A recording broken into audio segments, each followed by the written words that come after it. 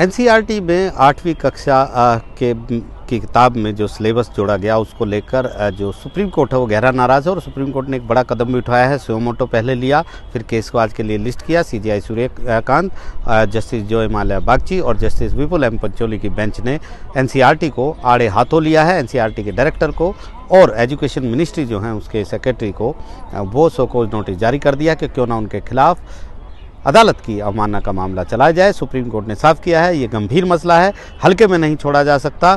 जिस एक तरीके से कुछ लोगों ने न्यायपालिका पर बंदूक से हमला किया है और न्यायपालिका को लहूलुहान कर दिया है, ये सुप्रीम कोर्ट ने बड़ी टिप्पणी की है। और सुप्रीम कोर्ट ने कहा है जो भी इसके पीछे है उसे छोड़ेंगे नहीं। आप क्या पढ़ाना चाहते हैं स्टूडेंट्स को कि न्यायपालिका में भ्रष्टाचार है, या पेरेंट्स को ये बताना चाहते हैं कि न्यायपालिका में भ्रष्टाचार है, अगली पीढ़ी को ये बताना चाहते हैं कि न्यायपालिका में भ्रष्टाचार है, इसकी ज़रूरत क्या थी, ये सीजीआई ने बोला है। सीजीआई ने इसके अलावा सुप्रीम कोर्ट ने एक बड़ा कदम उठाया और कहा है जितनी भी किताबें अभी बाहर आई हैं वो सब सीज़ की जाएँ, चाहे वो फिजिकल कंटेंट हो या चाहे वो डिजिटल कंटेंट हो, सॉफ्ट कॉपी हो, चाहे वो सब सीज़ की जानी चाहिए। देश और देश के बाहर भी कोई प्रचार प्रसार इस किताब या उसकी सामग्री का नहीं होगा। ब्लैंकेट बैन सुप्रीम कोर्ट ने लगा दिया है। मार्च में इसकी अगली सुनवाई सुप्रीम कोर्ट करेगा और सुप्रीम कोर्ट ने साफ तौर पर एनसीईआरटी को कहा है कि इस तरह की जो कैलकुलेटिव ये जो तरीका था, सोचे समझे तरीके से न्यायपालिका की गरिमा को आम लोगों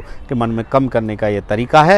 एनसीईआरटी ने वो चीज़ें नहीं उठाई जो सुप्रीम कोर्ट ने अच्छा काम किया है, जो इंसाफ लोगों को देने के लिए प्रयास हो रहे हैं, वो कोई बात नहीं की गई। लेकिन इस तरीके से यहाँ पर न्यायपालिका की छवि को धूमिल करने की कोशिश की गई है। ये सुप्रीम कोर्ट ने बड़ी टिप्पणियाँ की हैं। सुप्रीम कोर्ट इस मुद्दे को आगे भी सुनता रहेगा। केंद्र की ओर से जो सॉलिसिटर जनरल तुषार मेहता वो अपीयर हुए थे, उन्होंने ये कहा कि बिल्कुल पूरे संस्थान के साथ पूरा वर्ग जो है जो न्यायपालिका से जुड़ा है वो खड़ा है और इस तरीके से नहीं करना चाहिए था। दो अधिकारी जो इसमें शामिल थे उनको मंत्रालय से अलग कर दिया गया है, लेकिन सुप्रीम कोर्ट इससे संतुष्ट नहीं हुआ। सुप्रीम कोर्ट ने कहा हेड मस्ट रोल ऑन, किसी ना किसी को तो जिम्मेदारी जवाबदेही लेनी पड़ेगी और उसके खिलाफ कार्रवाई भी करनी पड़ेगी। इतने हल्के में किसी को नहीं छोड़ा जा सकता है। सुप्रीम कोर्ट को के सामने जो सॉलिसिटर जनरल हैं उन्होंने कहा कि इस मामले में एनसीईआरटी की ओर से अनकंडीशनल अपोलॉजी यानी बिना शर्त माफ़ी भी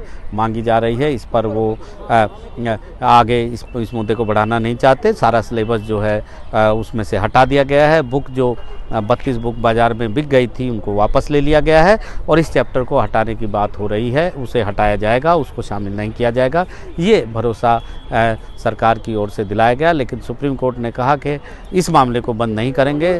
चीफ जस्टिस सूर्यकांत ने कहा कि न्यायपालिका की मुखिया होने की वजह से के नाते वो इस मामले को यहाँ छोड़ना नहीं चाहते। वो पता लगाना चाहते हैं, वो तह में जाना चाहते हैं कि आखिरकार इसके पीछे क्या साजिश थी, क्योंकि ये साफ तौर पर एक साजिश ही है जिस तरीके से न्यायपालिका को निशाना बनाया गया है। वरिष्ठ वकील कपिल सिब्बल, अभिषेक मनु सिंघवी और जो रिटायर्ड जज हैं वो यहाँ पर खड़े थे और उन्होंने कहा कि न्यायपालिका की छवि को धूमिल करने की कोशिश कतई बर्दाश्त नहीं होनी चाहिए। और फिलहाल सुप्रीम कोर्ट इस मुद्दे पर आगे बढ़ रहा है, लेकिन इसके पीछे एक ख़ास चीज़ भी हुई, वो जो एनडीटीवी ही सिर्फ बताएगा कि किस तरीके से जब मंगलवार सुबह अखबार में ये खबर छपी तो उसके 48 घंटे क्या क्या सुप्रीम कोर्ट में मशक्क़त हुई। जो पर्दे के पीछे थी वो मशक्क़त ये थी कि सुबह मंगलवार को जब चीफ जस्टिस सूर्यकांत ने अखबार में ये खबर पढ़ी, उन्होंने अपने सेक्रेटरी जनरल को फ़ोन करके ये कहा कि ये खबर कि ये वो किताब उनको चाहिए और इसके बाद रजिस्ट्री ने वो किताब ढूंढने की कोशिश की,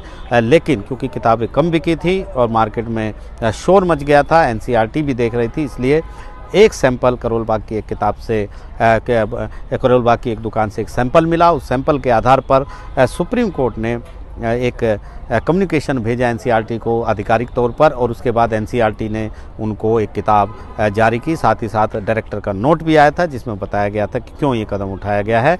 इसके बाद ये जो सीजीआई सूर्यकांत उन्होंने खुद इस किताब को पढ़ा। इस किताब को पढ़ने के बाद अगले दिन यानी बुधवार को उन्होंने जो सुबह कोर्ट से पहले जो कॉफ़ी मीटिंग होती है जिसमें सब जज लाउंज में इकट्ठा होते हैं, बातचीत करते हैं कोर्ट लगाने से पहले, वहाँ पर इस किताब को रखा और पूरे मुद्दे को रखा और ये पूछा कि आखिरकार इस मुद्दे पर क्या होना चाहिए। सूत्र हमें ये बता रहे हैं कि सभी जजों का ये मानना था कि इस मुद्दे पर सुप्रीम कोर्ट को कड़ा कदम उठाना चाहिए और सुप्रीम कोर्ट को एक्शन लेना चाहिए। इसके बाद सुप्रीम कोर्ट में सीजीआई ने तय कर लिया कि वो इस मुद्दे पर स्यो मोटो लेंगे।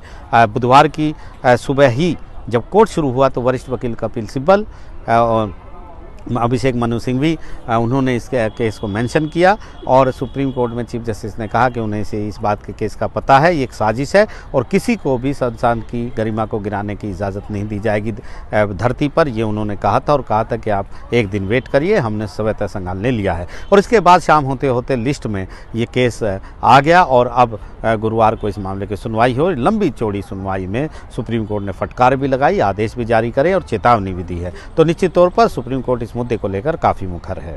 नई दिल्ली से आशीष भार्गव, एनडीटीवी इंडिया।